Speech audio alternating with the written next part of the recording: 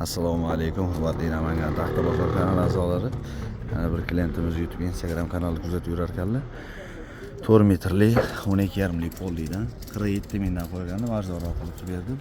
160 dona o'zlari hisoblab aytdilar. Lagalikka 10 ga 3li strapillidan 52 ming so'mlikdan 40 dona qilib oldilar.